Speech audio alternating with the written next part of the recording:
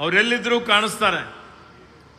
ಅಶೋಕ್ ಪಟ್ಟಣ್ ಅವರು ಆತ್ಮೀಯರು ಮತ್ತು ಪರಿಸರ ಬಗ್ಗೆ, ಪ್ರಕೃತಿ ಬಗ್ಗೆ, ನಮಗೆ ವನ್ಯಜೀವಿಗಳ ಬಗ್ಗೆ ಬಹಳ ಕಳಕಳಿ ಇದೆ. ಪಟ್ಟಣ್ರವರು ಮತ್ತು ಮಂಡಳಿಯ ಸದಸ್ಯರುಗಳಾದಂಥ ಮರಿಸ್ವಾಮಿ ಗೌಡರು, ಪ್ರದೀಪ್ ಅವರು, ಶರಣು ಅವರು ಮತ್ತು ಅಪರ ಮುಖ್ಯ ಕಾರ್ಯದರ್ಶಿಗಳಾದಂಥ ಅಂಜುಮ್ ಪರ್ವೇಜ್ ರವರು, ಶ್ರೀಮತಿ ಮೀನಾಕ್ಷಿ ನೇಗಿ ಅವರು, ವಿಜಯ್ ಮೋಹನ್ ಮತ್ತು ನಮ್ಮ ಮಂಡಳಿಯ ಇನ್ನೋರ್ವ ಅಧಿಕಾರಿ, ಸುಮಾರು ಜನ ಎಲ್ಲ ಇದ್ದಾರೆ.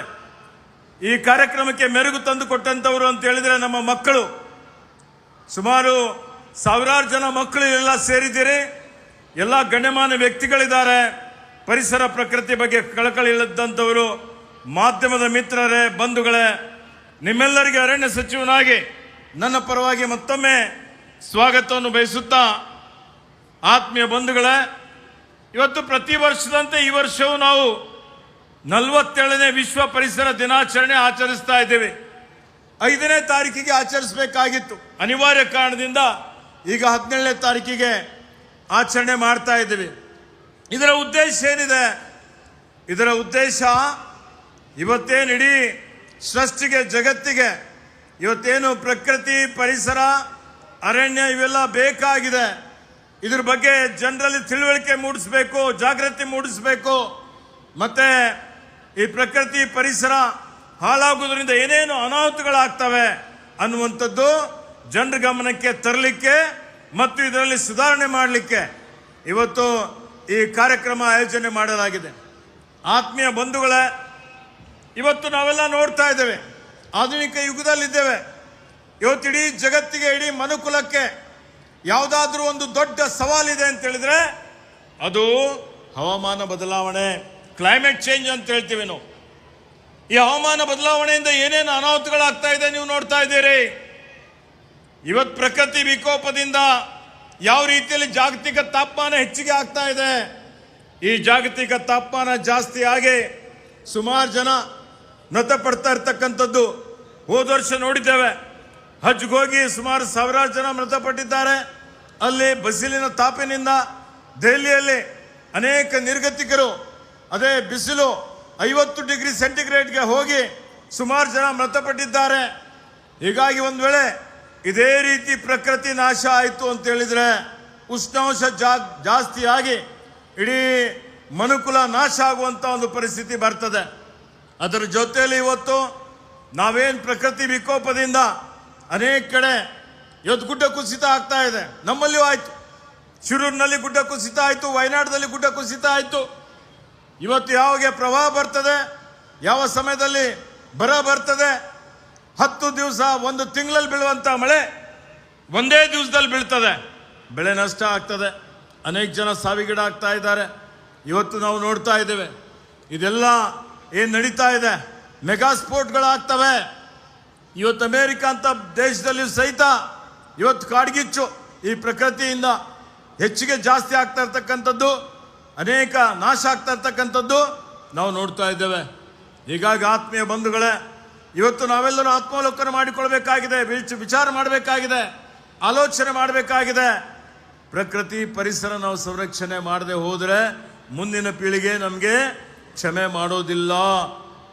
ಮಹಾತ್ಮ ಗಾಂಧೀಜಿಯವರೊಂದು ಮಾತನ್ನು ಹೇಳ್ತಾರೆ, ಪ್ರಕೃತಿ ಪರಿಸರ ಇರುವಂಥದ್ದು ಮನುಷ್ಯನ ಏನು ಅವಶ್ಯಕತೆ ಇದೆ ಆ ಅವಶ್ಯಕತೆ ಪೂರೈಕೆ ಮಾಡಲಿಕ್ಕೆ, ಆದರೆ ಮನುಷ್ಯನ ದುರಾಸೆ ಪೂರೈಕೆ ಮಾಡಲಿಕ್ಕೆ ಆಗೋದಿಲ್ಲ. ಪ್ರಕೃತಿ ಪರಿಸರ ಇಲ್ಲ. ಇದು ಯಾಕೆ ಹೇಳ್ತಾ ಇದ್ದೀನಿ ಅಂತ ಹೇಳಿದ್ರೆ, ಇವತ್ತು ನಾವೆಲ್ಲ ಏನು ಅನಾಹುತಗಳಾಗ್ತಾ ಇದೆ ಅವೆಲ್ಲ ಬಹಳಷ್ಟು ಐಷಾರಾಮಿ ವಸ್ತುಗಳು, ಬಹಳ ಪ್ರಕೃತಿ ಮೇಲೆ ದೌರ್ಜನ್ಯ ಮಾಡುವಂಥ ಒಂದು ಕೆಲಸವನ್ನು ಮಾಡ್ತಾ ಇದ್ದೇವೆ. ಅದರ ಜೊತೆಯಲ್ಲಿ ಇವತ್ತು ಕಾಡು ಕಮ್ಮಿ ಆಗ್ತಾ ಇದೆ, ಎಲ್ಲ ಕಡೆ ಮಾಲಿನ್ಯ ಇದೆ. ಆಹಾರದಲ್ಲಿ ಮಾಲಿನ್ಯ, ನೀರಿನಲ್ಲಿ ಮಾಲಿನ್ಯ, ಗಾಳಿಯಲ್ಲಿ ಮಾಲಿನ್ಯ, ಇವೆಲ್ಲ ವಿಷ ಆಗಿ ಇವತ್ತು ಯಾವ ಮಟ್ಟಿಗೆ ಹೋಗಿದೆ ಅಂದರೆ, ಈ ವರ್ಷದ ಘೋಷವಾಕ್ಯ ಇದೆ ಏನಪ್ಪ, ಎಂಡಿಂಗ್ ಪ್ಲಾಸ್ಟಿಕ್ ಪೊಲ್ಯೂಷನ್, ಅಂದರೆ ಪ್ಲಾಸ್ಟಿಕ್ ತ್ಯಾಜ್ಯ ಅಂತ್ಯಗೊಳಿಸಬೇಕು ಅನ್ನುವಂಥದ್ದು. ಈ ಪ್ಲಾಸ್ಟಿಕ್ ಮಾರಕವಾದಂಥದ್ದು ಇಡೀ ಜೀವ ಜಂತುಗಳಿಗೆ. ಯಾಕೆಂದರೆ ಮಣ್ಣಲ್ಲಿ ಮಣ್ಣಾಗೋದಿಲ್ಲ, ನೀರಿನಲ್ಲಿ ಕರಗೋದಿಲ್ಲ. ಈ ಪ್ಲಾಸ್ಟಿಕ್ ಏನಾದರೂ ಸುಟ್ಟಾಗ್ಬಿಟ್ರೆ ಆ ವಿಷಗಾಳಿ ಸೇವನೆ ಮಾಡೋದ್ರಿಂದ ಕ್ಯಾನ್ಸರ್ ಬರುತ್ತೆ. ಇವತ್ತು ನಾವು ಅನೇಕ ಕಡೆ ನೋಡ್ತೇವೆ, ನಾವೆಲ್ಲ ದಿನಸಿ ಅಂಗಡಿಗೆ ಹೋಗ್ತೇವೆ, ಬೇರೆ ಕಡೆ ಹೋಗ್ತೀವಿ, ಪ್ಲಾಸ್ಟಿಕ್ ಕೈಚೀಲ. ಹಿಂದಿನ ದಿನಮಾನಗಳಲ್ಲಿ ನಮ್ಮ ಎಲ್ಲ ಪೂರ್ವಜರು ಇವತ್ತು ನೈಸರ್ಗಿಕ ಸಂಪತ್ತು ಹಿತವಾಗಿ ಮಿತವಾಗಿ ಬಳಸ್ತಾ ಇದ್ರು. ಇವತ್ತವರು ಬಟ್ಟೆ ಕೈಚೀಲ ತೆಗೆದುಕೊಂಡು ಹೋಗ್ತಿದ್ರು ದಿನಸಿ ತರಲಿಕ್ಕೆ ಮತ್ತೊಂದಕ್ಕೆ. ಆದರೆ ಈಗ ಲಕ್ಷಾಂತರ ಟನ್ ಪ್ಲಾಸ್ಟಿಕ್. ಎಲ್ಲಾದ್ರೂ ಹೋಗಿ ರಸ್ತೆ ಮೇಲೆ ಆ ಕಡೆ ಈ ಕಡೆ ಕಸ ನೋಡಿದ್ರೆ ಎಲ್ಲ ಕಡೆ ಬರೀ ಪ್ಲಾಸ್ಟಿಕ್ ಇದೆ. ಇದರಿಂದ ಇವತ್ತು ಬರೀ ಮನುಷ್ಯನಿಗೆ ಅಷ್ಟೇ ಇಲ್ಲ, ಇಡೀ ಇವತ್ತು ಭೂಮಿ ಮೇಲಿರುವಂಥ ಎಲ್ಲ ಜೀವಿಗಳಿಗೆ ಇವತ್ತು ತೊಂದರೆ ಇದೆ. ನಾವು ಇಡ್ಲಿ ಸಾಂಬಾರು ಮತ್ತೊಂದು ಏನೇ ಒಂದು ಆಹಾರ ವಸ್ತುಗಳು ತಿಂತೀವಿ, ಪ್ಲಾಸ್ಟಿಕ್ ಹಾಕ್ತಾರೆ ಕೆಳಗಡೆ. ಆ ಪ್ಲಾಸ್ಟಿಕ್ ಕ್ಯಾರ್ಸಿಜನಿಕ್ ಇರುತ್ತದೆ. ಅದನ್ನು ನಾವು ಸೇವನೆ ಮಾಡೋದ್ರಿಂದ ಇವತ್ತೇನಾಗ್ತದೆ, ಕ್ಯಾನ್ಸರ್ ಬರುತ್ತೆ. ಯಾರಾದರೂ ವನ್ಯಜೀವಿಗಳು ನುಂಗಾಕ್ಬಿಟ್ರೆ ಸತ್ತೋಗ್ಬಿಡ್ತವೆ, ರೋಗಿಗಳಾಗ್ತವೆ. ಹೀಗಾಗಿ ಇವತ್ತು ವಿಶೇಷವಾಗಿ ವಿಶ್ವಸಂಸ್ಥೆ ವತಿಯಿಂದ ಪ್ಲಾಸ್ಟಿಕ್ ಎಂಡಿಂಗ್ ಪ್ಲಾಸ್ಟಿಕ್ ಪೊಲ್ಯೂಷನ್ ಅಂದರೆ ಈಗಾಗಲೇ ಮಾನ್ಯ ಮುಖ್ಯಮಂತ್ರಿಗಳು ಪ್ರಮಾಣ ವಚನ ಮಾಡಿಸಿದ್ದಾರೆ. ಹೀಗಾಗಿ ನಾವೆಲ್ಲ ಪ್ಲಾಸ್ಟಿಕ್ ಏನಿದೆ ಏಕ ಬಳಕೆ ಪ್ಲಾಸ್ಟಿಕ್ ನಿಷೇಧ ಮಾಡಬೇಕು ಅಂತ ಹೇಳಿ ರಾಜ್ಯ ಮತ್ತು ಕೇಂದ್ರ ಸರ್ಕಾರ ನಾವು ಕಾಯ್ದೆ ಮಾಡಿದ್ದೇವೆ, ಕಾನೂನು ಮಾಡಿದ್ದೇವೆ. ನಾನು ಸಚಿವನಾದ ಮೇಲೆ 5 ಜಿಲ್ಲೆ, ಮೈಸೂರು, ಧರ್ಮಸ್ಥಳ, ಬೀದರ್, ಕಲಬುರಗಿ, ಈ ರೀತಿ ತುಮಕೂರು 5 ಜಿಲ್ಲೆಗಳು ಪ್ಲಾಸ್ಟಿಕ್ ಮುಕ್ತ ಮಾಡ್ತೀವಿ ಅಂತ ಹೇಳಿದ ಮೇಲೆ ಸುಮಾರು ಕಡೆ ರೇಡ್ ಆಗಿದೆ. ಸುಮಾರು ಸಾವಿರಾರು ಟನ್ ಪ್ಲಾಸ್ಟಿಕ್ ಇವತ್ತು ಯಾವ ರೀತಿಯಲ್ಲಿ ಸೀಸ್ ಮಾಡಿದ್ದಾರೆ. ಇದೆಲ್ಲ ಬರೀ ಕಾಯ್ದೆ ಕಾನೂನುಗಳು ಮಾಡಿದರೆ ಆಗೋದಿಲ್ಲ. ಇದರಲ್ಲಿ ಜನಾಂದೋಲನ ಆಗಬೇಕು ಅನ್ನೋಂಥದ್ದು, ಜನರ ಮನಸ್ಸಲ್ಲಿ ಬರಬೇಕಾಗ್ತದೆ. ಪ್ರಕೃತಿ ಪರಿಸರ ಉಳಿಸಬೇಕು ಅನ್ನೋಂಥದ್ದು. ಆ ದೃಷ್ಟಿಯಿಂದ ಇವತ್ತು ನಾನು ತಮ್ಮೆಲ್ಲರಿಗೆ ವಿನಂತಿ ಮಾಡ್ತಾ ಇದ್ದೇನೆ, ವಿಶೇಷವಾಗಿ ಮಕ್ಕಳು ಭವಿಷ್ಯದ ಪ್ರಜೆಗಳು. ನೀವೆಲ್ಲ ನಿಮ್ಮ ಮೇಲಿನ ದೊಡ್ಡ ಜವಾಬ್ದಾರಿ ಇದೆ. ಹೀಗಾಗಿ ಮಕ್ಕಳು ನಿಮ್ಮ ತಂದೆ ತಾಯಿಗಳಿಗೆ ಸೇರಿಸಿಕೊಂಡು ಅವರಿಗೆ ಮನದಟ್ಟು ಮಾಡಿಕೊಟ್ಟು ಏಕ ಬಳಕೆಯ ಪ್ಲಾಸ್ಟಿಕ್ ನಿಷೇಧ ಮಾಡಬೇಕು ಅನ್ನುವಂಥದ್ದು ಏನಿದೆ ಅದನ್ನು ಜಾರಿ ತರುವಂಥ ಕೆಲಸ ತಾವೆಲ್ಲ ಮಾಡಬೇಕು ಅನ್ನುವಂಥ ಒಂದು ವಿನಂತಿಯನ್ನು ಮಾಡ್ತಾ ಇದ್ದೇನೆ. ಅದೇ ರೀತಿಯಲ್ಲಿ ನಾವು ನೋಡ್ತಾ ಇದ್ದೇವೆ, ಮರಗಳು ಗಿಡಗಳು ಇವೆಲ್ಲ ಏನು ಬೆಳೆಸಬೇಕಾಗಿದೆ. ನಮ್ಮ ಅರಣ್ಯ ಸಂಪತ್ತು ಭೂಭಾಗದ 33% ಇರಬೇಕು ಅಂತಿದೆ, ನಮ್ಮಲ್ಲಿದ್ದಂಥದ್ದು 21%. ಇದು ಇದ್ದದ್ದು ಸಂರಕ್ಷಣೆ ಮಾಡಬೇಕು. ಇದ್ದಿದ್ದು ಸಂರಕ್ಷಣೆ ಮಾಡಿ ಮರ ಗಿಡ ಇದಕ್ಕೆ ಪಾಲನೆ ಪೋಷಣೆ ಮಾಡಬೇಕು. ನಾವು ಹಿಂದೆ ಶಾಲೆಗಳಲ್ಲಿ, ಪ್ರಾಥಮಿಕ ಶಾಲೆಗಳಲ್ಲಿಯೂ ಇವತ್ತು ಪ್ರತಿಯೊಂದು ಶಾಲೆಗೆ 500 ಇವತ್ತು ಸಸಿಗಳನ್ನು ನೆಡಲಿಕ್ಕೆ ಕೊಟ್ಟಿದ್ದೇವೆ. ನಮ್ಮ ಸರ್ಕಾರ ಮಾನ್ಯ ಸಿದ್ದರಾಮಯ್ಯಜಿಯವರ ನೇತೃತ್ವದಲ್ಲಿ ಬಂದ ಮೇಲೆ ಈ 2 ವರ್ಷದ ಅವಧಿಯಲ್ಲಿ ಸುಮಾರು 8.5 ಕೋಟಿ ಸಸಿ ನೆಟ್ಟಿದ್ದೇವೆ. ಈ ವರ್ಷ 3 ಕೋಟಿ ಸಸಿ ನೆಡಬೇಕು ಅನ್ನುವಂಥ ಸಂಕಲ್ಪ ಮಾಡಿದ್ದೇವೆ. ಅದರಲ್ಲಿ ಎತ್ತರದ ಸಸಿ ನೆಡಬೇಕು ಅಂತ ಅದಕ್ಕೆ ಹೆಚ್ಚಿನ ಒಂದು ಆದ್ಯತೆಯನ್ನು ಕೊಟ್ಟಿದ್ದೇವೆ. ಹೀಗಾಗಿ ನನ್ನ ವಿನಂತಿ ಇದೆ, ಹಸಿರು ಹೊದಿಕೆ ಜಾಸ್ತಿ ಆಗಬೇಕು, ಅರಣ್ಯ ಕ್ಷೇತ್ರ ಜಾಸ್ತಿ ಆಗಬೇಕು ಅಂತ ಹೇಳಿದರೆ ಪ್ರತಿಯೊಬ್ಬರು ತಮ್ಮ ಮನೆ ಮುಂದೆ ಆಗಲಿ, ಅಲ್ಲಿ ತಮ್ಮ ಶಾಲೆಗಳಲ್ಲಾಗಲಿ, ಬೇರೆ ಬೇರೆ ಭಾಗಗಳಲ್ಲೂ ಸಹಿತ ನೀವು ಸಸಿ ನೆಡುವಂಥದ್ದು, ಅದಕ್ಕೆ ಪಾಲನೆ ಪೋಷಣೆ ಮಾಡುವಂಥ ಒಂದು ಸಂಕಲ್ಪ ಮಾಡಬೇಕು ಅನ್ನುವಂಥ ಒಂದು ವಿನಂತಿಯನ್ನು ನಾನು ಮಾಡ್ತಾ ಇದ್ದೇನೆ. ಅರಣ್ಯ ಕ್ಷೇತ್ರ ಜಾಸ್ತಿ ಮಾಡಬೇಕು ಅಂತ ಹೇಳಿದರೆ ಇದ್ದ ಅರಣ್ಯ ನಾವು ಸಂರಕ್ಷಣೆ ಮಾಡಬೇಕಾಗ್ತದೆ. ಹೀಗಾಗಿ ನಮ್ಮ ಸರ್ಕಾರ ಬಂದ ಮೇಲೆ ಇವತ್ತು ಮಾನ್ಯ ಮುಖ್ಯಮಂತ್ರಿಗಳು, ಉಪಮುಖ್ಯಮಂತ್ರಿಗಳ ಮಾರ್ಗದರ್ಶನದಲ್ಲಿ ಬ್ಯಾಂಗ್ಳೂರಿನಲ್ಲಿಯೇ ಸುಮಾರು 128 ಎಕರೆ ಒತ್ತುವರಿಯಾಗಿದ್ದಂಥ ಜಮೀನನ್ನು ನಾವು ತೆರವುಗೊಳಿಸಿದ್ದೇವೆ, 4,000 ಕೋಟಿ ರೂಪಾಯಿ ಮೌಲ್ಯದ. ಅದೇ ರೀತಿಯಲ್ಲಿ ಇಡೀ ರಾಜ್ಯದಲ್ಲಿ 6,231 ಎಕರೆ ಭೂಮಿ ಒತ್ತುವರಿಯಾಗಿದ್ದಂಥದ್ದು ಸಾವಿರಾರು ಇವತ್ತು ಕೋಟಿ ರೂಪಾಯಿ ಮೌಲ್ಯದ ತೆರವುಗೊಳಿಸಿದ್ದೇವೆ. ಅಂದರೆ ಇವತ್ತೆಲ್ಲರೂ ಜಾಗೃತರಾಗಬೇಕು. ಅರಣ್ಯ ಕ್ಷೇತ್ರ ಏನಿದೆ ಅದು ಉಳಿಸ್ಬೇಕು ಅನ್ನುವಂಥದ್ದು. ಅದಕ್ಕೆ ಆತ್ಮೀಯ ಬಂಧುಗಳೇ, ಇವತ್ತು ನಮ್ಮ ಎದುರುಗಡೆ ಅನೇಕ ರೀತಿಯಲ್ಲಿ ಈಗಾಗಲೇ ಹೇಳಿದ್ರು, ನಮ್ಮಲ್ಲಿ ಏನೇನು ತ್ಯಾಜ್ಯಗಳಿದೆ ಅನ್ನುವಂಥದ್ದು. ಈ ತ್ಯಾಜ್ಯ ಇದೆ, ಈ ತ್ಯಾಜ್ಯ ನಾವೆಲ್ಲ ನಿರ್ವಹಣೆ ಮಾಡಲಿಕ್ಕೆ ಎಕ್ಸ್ಟೆಂಡೆಡ್ ಪ್ರೊಡ್ಯೂಸರ್ಸ್ ರೆಸ್ಪಾನ್ಸಿಬಿಲಿಟಿ ಇದೆ. ಯಾರು ಉತ್ಪಾದಕರಿದ್ದಾರೆ ಅವರ ಜವಾಬ್ದಾರಿ ಇದೆ. ಆದರೆ ಇಲ್ಲಿ ನಾವು ನೋಡ್ತಾ ಇದ್ದೇವೆ, ಉತ್ಪಾದಕರು ಅದ್ರ ಬಗ್ಗೆ ಹೆಚ್ಚಿನ ಒಂದು ಆದ್ಯತೆ ಕೊಡೋದಿಲ್ಲ. ಹೀಗಾಗಿ ಕಂಪ್ಯೂಟರ್ ಇದೆ, ಅದರ ಜೊತೆಯಲ್ಲಿ ಮೊಬೈಲ್ ಇದೆ, ಇದೆಲ್ಲವನ್ನು ಮರುಬಳಕೆ ಮಾಡಿಕೊಳ್ಳುವಂಥದ್ದು, ಪ್ಲಾಸ್ಟಿಕ್ಕನ್ನು ಮರುಬಳಕೆ ಮಾಡಿಕೊಳ್ಳುವಂಥದ್ದು, ರಿಯೂಸ್, ರಿಫರ್ಬಿಶ್ ಆ್ಯಂಡ್ ರೀಸೈಕಲ್ ಅಂತ ಹೇಳ್ತೀವಿ. ಅದನ್ನು ಪುನಃ ಬಳಕೆ ಮಾಡಿಕೊಂಡ್ರೆ ಇವತ್ತಿದು ತ್ಯಾಜ್ಯ ಸಮಸ್ಯೆ ಆಗೋದಿಲ್ಲ. ಉಪಯೋಗ ಮಾಡಿದಂಥ ಆಯಿಲ್ ಇದೆ, ಆ ಆಯಿಲು ಪರಿಸರಕ್ಕೆ ಹಾನಿ ಇದೆ. ಅದ್ರ ಜೊತೆಯಲ್ಲಿ ವೈದ್ಯಕೀಯ ತ್ಯಾಜ್ಯ ಇದೆ, ವೈದ್ಯಕೀಯ ತ್ಯಾಜ್ಯನೂ ಸಹಿತ, ಯಾಕೆಂದರೆ ಅಲ್ಲಿ ಅನೇಕ ರೀತಿಯಲ್ಲಿ ರಕ್ತ ಇರ್ತದೆ, ಸಿರಿಂಜಸ್ ಇರ್ತವೆ. ಇವೆಲ್ಲವೂ ಈಗ ದಿನೇಶ್ ಗುಂಡೂರಾವ್ ಅವರು ನಮ್ಮ ವೇದಿಕೆ ಮೇಲೆ ಇದ್ದಾರೆ, ಅವರು ಸಹಿತ ಆದೇಶ ಮಾಡಿ ಸುಮಾರು ಕಡೆ ಇವತ್ತು ಅದನ್ನು ಸರಳಿ ಅಂದರೆ ಭಾಳ ಪರಿಣಾಮಕಾರಿಯಾಗಿ ಅನುಷ್ಠಾನ ಮಾಡಲಿಕ್ಕೆ ಪ್ರಯತ್ನ ಮಾಡಿದ್ದಂಥದ್ದು ನಾವು ನೋಡಿದ್ದೇವೆ. ಬ್ಯಾಂಗ್ಳೂರಿನಲ್ಲಿ ಕನ್ಸ್ಟ್ರಕ್ಷನ್ ವೇಸ್ಟ್ ಇದೆ, ಅದನ್ನು ಸಹಿತ ನಾವು ನಿರ್ವಹಣೆ ಮಾಡುವಂಥದ್ದು ಭಾಳ ದೊಡ್ಡ ಜವಾಬ್ದಾರಿ ಇದೆ. ಅದರ ಜೊತೆಯಲ್ಲಿ ಇವತ್ತು ವಿಶೇಷವಾಗಿ ನಮ್ಮ ರಾಜ್ಯದಲ್ಲಿ ಮಾನ್ಯ ಮುಖ್ಯಮಂತ್ರಿಗಳು, ಉಪಮುಖ್ಯಮಂತ್ರಿಗಳು ಇದ್ದಾರೆ. ಬೆಂಗಳೂರು ಬರುತ್ತೆ, ಇಲ್ಲಿರುವಂಥ ಜಲಮೂಲಗಳನ್ನು ಮಾಲಿನ್ಯ ಆಗ್ತಾ ಇದೆ, ನೀರು ಮಾಲಿನ್ಯ ಆಗ್ತಾ ಇದೆ. ಈ ನೀರು ಅನೇಕ ಕಡೆ ನಾವು ನೋಡ್ತೀವಿ, ಕಲುಷಿತ ನೀರಿನಿಂದ ಜನ ಸತ್ತಿದ್ದು, ಅನೇಕ ಕಡೆ ಅವರಿಗೆ ಹಾನಿಯಾಗಿದ್ದಂಥದ್ದು, ರೋಗಗಳು ಬಂದಂಥದ್ದು ನೋಡಿದ್ದೇವೆ. ಹೀಗಾಗಿ ಏನಾಗ್ತಾ ಇದೆ, ಅನೇಕ ಕಡೆ STPಗಳೇನಿದ್ದಾವೆ, ಸಿವೇಜ್ ಟ್ರೀಟ್ಮೆಂಟ್ ಪ್ಲ್ಯಾಂಟ್, ನೀರು ಇವತ್ತು ತ್ಯಾಜ್ಯ ಶುದ್ಧೀಕರಣ ಮಾಡಿಬಿಡ್ಬೇಕು. ತ್ಯಾಜ್ಯ ನೀರು ಶುದ್ಧೀಕರಣ ಮಾಡಿದರೆ ಅದನ್ನು ನಾವು ಬಳಕೆ ಮಾಡಿಕೊಳ್ಳಬಹುದು. ಈ ನೀರು ನಿರ್ಮಾಣಕ್ಕೆ ಉಪಯೋಗ ಮಾಡ್ಬೋದು, ಈ ನೀರು ಬಟ್ಟೆ ಒಗೆಯೋದಕ್ಕೆ ಉಪಯೋಗ ಮಾಡ್ಬೋದು, ತೋಟಗಾರಿಕೆ ಮಾಡಲಿಕ್ಕೆ ಉಪಯೋಗ ಮಾಡ್ಬೋದು.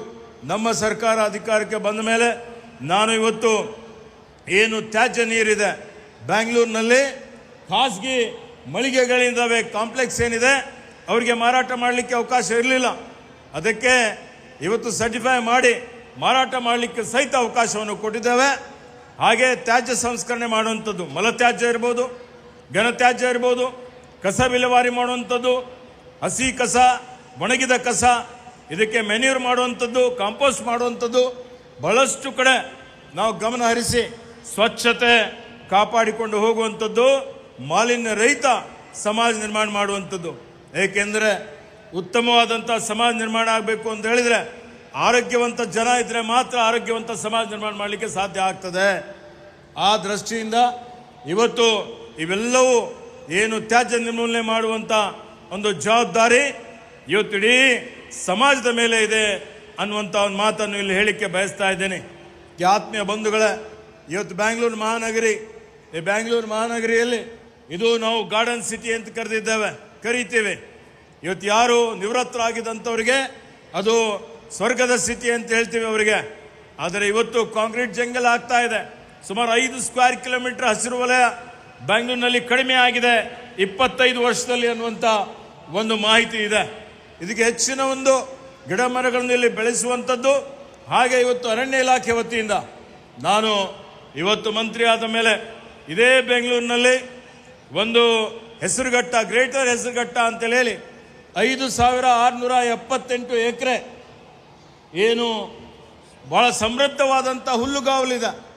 ಆ ಹುಲ್ಲುಗಾವಲನ್ನು ಸಂರಕ್ಷಣೆ ಮಾಡಬೇಕು ಅಂತೇಳಿ ಹೇಳಿ ಇವತ್ತು ಮಾನ್ಯ ಮುಖ್ಯಮಂತ್ರಿಗಳು ಅವರ ಒಂದು ಸಹಕಾರದಿಂದ ಅದನ್ನು ಗ್ರೇಟರ್ ಹೆಸರುಘಟ್ಟ ಇವತ್ತು ಸಂರಕ್ಷಿತ ಪ್ರದೇಶ ಅಂತೇಳಿ ಹೇಳಿ ಘೋಷಣೆ ಮಾಡಿದ್ದೇವೆ. ಅದನ್ನು ಸಂರಕ್ಷಣೆ ಮಾಡ್ತೀವಿ ಅನ್ನೋಂಥ ಮಾತನ್ನು ಹೇಳ್ತಾ ಇದ್ದೇನೆ.